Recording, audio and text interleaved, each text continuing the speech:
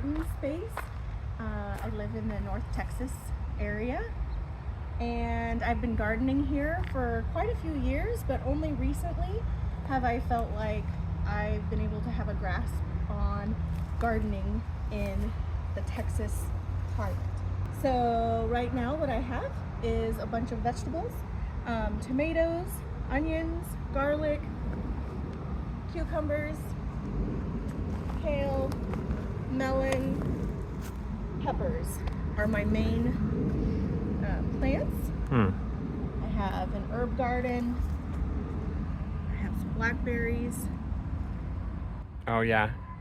These are the blackberries? And Okay. some flowers and some random stuff. So who should watch? People who are interested in getting started in the North Texas area, especially people who are just learning and just figuring it out.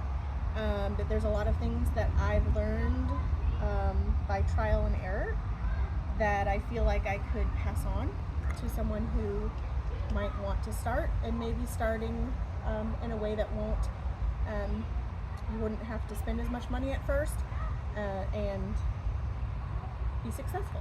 So, All right. that's who should watch.